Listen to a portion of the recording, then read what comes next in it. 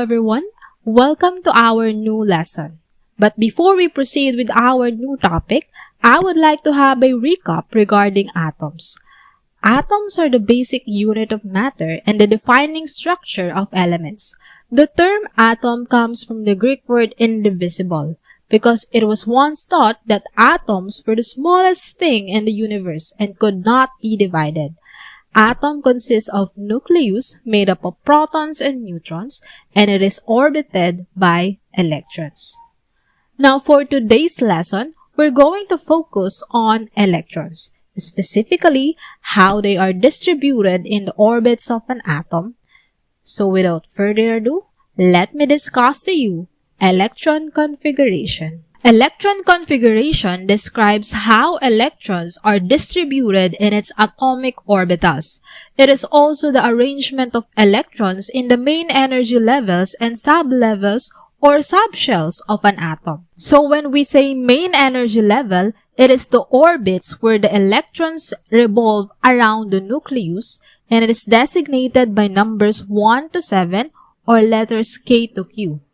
Now, each main energy level holds electrons. For K shell, it can hold a maximum of 2 electrons. For L shells, it can hold a maximum of 8 electrons. For M shell, it can hold a maximum of 18 electrons. For N shell, it can hold a maximum of 32 electrons. Now, let's talk about sublevels. Electron sublevels are known by the letters S, P, D, and F. And each sublevels can hold electrons. For S, it can accommodate maximum of 2 electrons. For P, it can hold a maximum of 6 electrons. For D, it can hold a maximum of 10 electrons. For F, it can hold a maximum of 14 electrons. The main energy level or shells can contain sublevels or subshells. For example, for K shell, as I mentioned a while ago, it can hold a maximum of 2 electrons. So therefore, the subshell for this main energy level is S, because S can accommodate a maximum of 2 electrons. For L shell, the possible sublevels are S and P, because L can accommodate maximum of 8 electrons. For M shell, the possible sublevels are S, P, and D, because M shell can accommodate maximum of 18 electrons. For N shell, the possible sublevels are S, P, D, and F, because N shell can accommodate maximum of 32 electrons.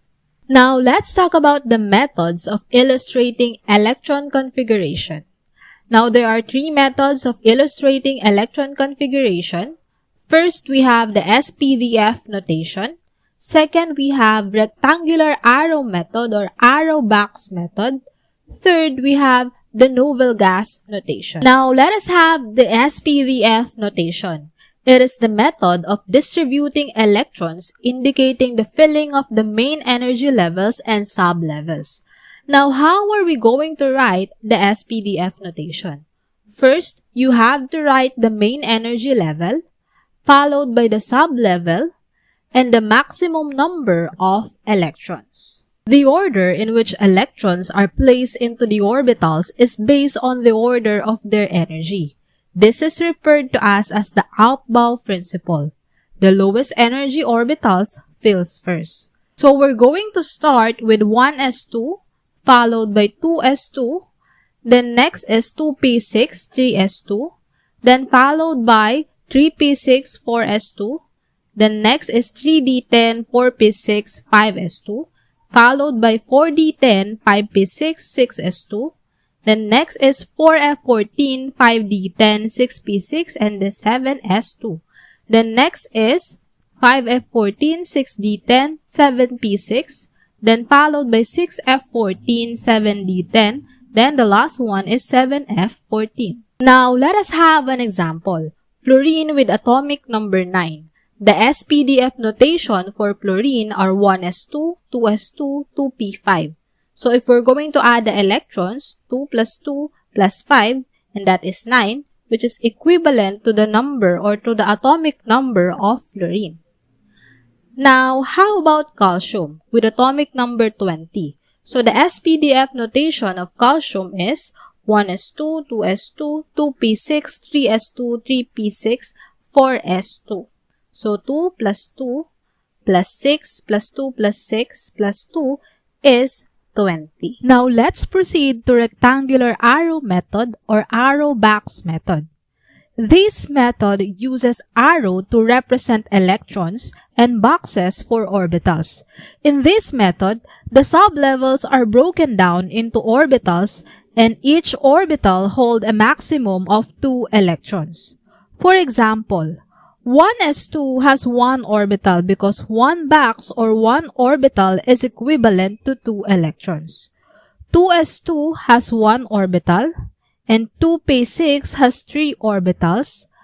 3s2 has 1 orbital. 3p6 has 3 orbitals. 4s2 has 1 orbital. 3d10 has 5 orbitals. Now we're going to fill the orbitals or this box with arrows which represents electrons. But before that, I want you to remember the 3 principles that we need to follow in filling the orbitals. First, we have the AUFBAU principles. It says that electrons add to the orbitals must be starting at the lowest available energy state before filling the higher state. For example, we must fill out 1s before 2s. Next is Pauli exclusion principle. This principle limits the number of electrons in an orbital to not more than 2. So therefore, we only have a maximum of 2 arrows per box. Now, this pair of electrons must be spinning in opposite direction. This means if one is assigned an up spin, the other must be down spin. Next is HUND'S rule. It says that each orbital must be occupied with a parallel single electron before pairing electrons in any orbital of that sublevel can occur. Now, let us have an example. Calcium with atomic number 20. Now, we're going to write the electron configuration using rectangular arrow method or arrow box method. Again, we're going to fill the orbitals or the box with an up and down arrows which represent electrons moving in an opposite direction. Let's start with 1s2. It indicates that there are 2 electrons for 1s orbital. So we're gonna put up and down arrows for 1s orbital. Same with 2s2 orbital. Next is 2p6. It holds 6 electrons, so we're gonna put 3 orbitals with an up and down arrows. Now, according to HUND'S rule, each orbital must be occupied with a parallel single electron before pairing the electrons in any orbital of that sublevel can occur. So, how are we going to fill 2p6? We must draw an upward arrow on the 3 orbitals before putting downward arrow. Next is 3s2, followed by 3p6 and 4s2. Now, let us have another example.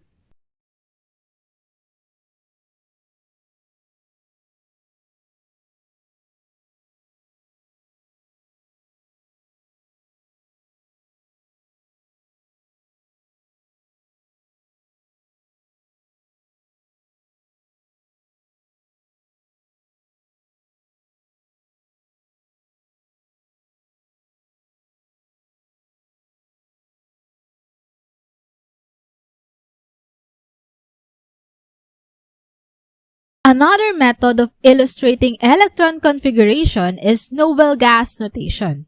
Noble gases are the group of elements in the periodic table. They are located to the far right of the periodic table and make up the 18th column. Elements in noble gas family have atoms with a full outer shell of electrons. They are called noble gases because they are so majestic that in general, they don't react with anything. For this reason, they are also known as inert gases. Now, how are you going to write noble gas notation? First, we need to find the given element on the periodic table. Then, you need to locate the previous noble gas and add the rest of the electron configuration beyond the noble gas. For example, Calcium with atomic number 20. Now, here's the SPDF notation of calcium. Now, to write the noble gas notation for calcium, we need to look at the periodic table, then locate the noble gas prior to calcium. And that is argon.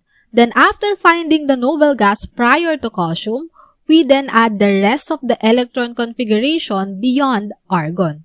So, argon with atomic number 18, so therefore, it only needs 2 electrons to make it 20. So, the electron configuration beyond 18 electrons or beyond argon is 4s2. So, here's the noble gas notation for calcium. Now, let us have another example. Let us have aluminum. Now, here's the SPDF notation for aluminum. The noble gas prior to aluminum is neon with atomic number 10. So, the electron configuration beyond neon is 3s2 and 3p1. So, here's the noble gas notation for aluminum. Now, let us have another example, which is strontium with atomic number 38. Here's the SPDF notation for strontium. The noble gas prior to strontium is krypton with atomic number 36. So, the electron configuration beyond krypton is 5s2. So, here's the noble gas notation for strontium. Let us have another example. We have lithium with atomic number 3. The noble gas prior to lithium is helium with atomic number 2. So, the electron configuration beyond helium is 2s1. So, here's the noble gas notation for lithium.